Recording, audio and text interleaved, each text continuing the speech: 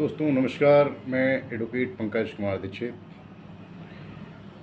साथियों, अभी जैसा कि आप लोगों ने सुना होगा कि आईपीसी, सीआरपीसी और एविडेंस को रिप्लेस करके जो है नए बिल संसद में पेश किए गए हैं। तो उसी के परिप्रेक्ष्य में सीआरपीसी में कुछ बदलाव हुए हैं। उस बदलाव के बारे में विधि के स्टूडेंट को, अधिवक्ता को, जजेस को और बुद्धिजीवी वर्ग के व्यक्तियों को उसके बारे में जानना चाहिए कि कौन सा बदलाव प्रस्तावित है और इस एक्ट के लागू होने से क्या नया चेंजेस आने वाला है। तो इसी के बारे में आइए हम आप सभी को कुछ महत्वपूर्ण चेंजेस जो प्रस्तावित हैं उसके बारे में बताने वाले हैं। तो उसको ज़रा ध्यान से आप लोग सुनिएगा। जो पहला इसमें बदलाव हो रहा है उसमें सबसे पहला तो ये है कि अब जो 0 एफआईआर था उसको ख़त्म करके अब एफआईआर को जो है कहीं से भी एफआईआर कहीं भी किसी भी थाने में दर्ज कराई जा सकती है और एफआईआर दर्ज कराने के बाद में संबंधित क्षेत्राधिकार वाले थाने को 15 दिवस के अंदर उसको वहाँ पर स्थानांतरित कर दी जाएगी। दूसरा है साथियों तलाशी के बारे में। तो तलाशी के दौरान अब वीडियोग्राफी की व्यवस्था का प्रावधान किया गया है कि तलाशी अगर कभी ली जाती है, तलाशी की स्थिति पैदा होती है तो उस समय पर उसकी वीडियोग्राफी कराई जाएगी।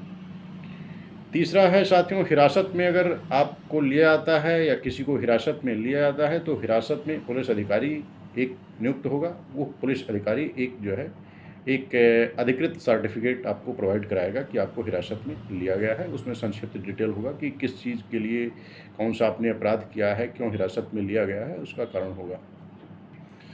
और अगला है साथियों कि 7 वर्ष या उससे अधिक कारावास के दंड के मामले में बिना पीड़ित पक्षकार को सुने उस मुकदमे को समाप्त नहीं किया जा सकता है।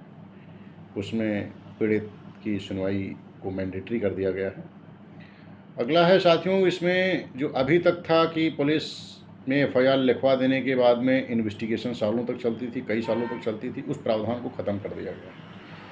नए सीआरपीसी में ये प्रावधान किया गया है कि अब अगर कोई भी क्रिमिनल मामला रजिस्टर्ड होता है तो उसको इन्वेस्टिगेशन 90 डेज़ में कंप्लीट करना होगा और यदि किसी कारणों से 90 डेज़ में इन्वेस्टिगेशन कंप्लीट नहीं हो पाता है तो पुलिस भारसाधक अधिकारी को या जो इन्वेस्टिगेशन कर रहा है उसको न्यायालय की अनुमति लेनी होगी और न्यायालय उसको मैक्सिमम 90 डेज़ तक एक्सटेंड कर सकता है। और अगला है साथियों कि कोई भी फैसला जज ने सुनवाई पूरी कर ली है, ऑर्डर में पत्रावली को रिजर्व कर लिया है तो उसको 60 दिन के अंदर अपना फैसला सुनाना होगा और फैसला सुना करके उसको ऑनलाइन अपलोड भी करना होगा।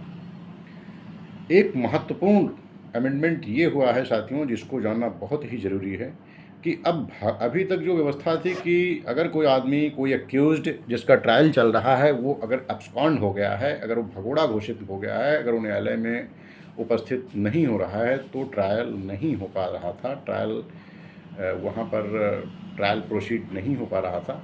लेकिन अब ऐसी व्यवस्था कर दी गई है कि अगर कोई आदमी भगोड़ा घोषित हो जाता है, न्यायालय पर नहीं आता है तो उसकी अनुपस्थिति में उसके तरफ से एक अधिवक्ता की नियुक्ति की जाएगी और जो है ट्रायल को प्रोसीड कर दिया जाएगा, ट्रायल को रोका नहीं जाएगा। तो ये एक बहुत बड़ा चेंजेज हुआ है और इससे मुझे लगता है और इसके अलावा भी तमाम सारे चेंजेज हैं कि अब कोई स्थगन एप्लीकेशन नहीं दे सकता है। अब अगर 2 से अधिक बार देता है तो उसके एप्लीकेशन को रिजेक्ट कर दी जाएगी और उसके अगेंस्ट कार्यवाही प्रोसीड कर दी जाएगी। इसके अलावा बहुत सारे अमेंडमेंट हैं, अभी पूरा एक्ट को देखना पड़ेगा और उसकी पूरी समीक्षा करनी पड़ेगी। तो अभी तक साथियों बस इतना ही था। मिलते हैं फिर नेक्स्ट वीडियो में।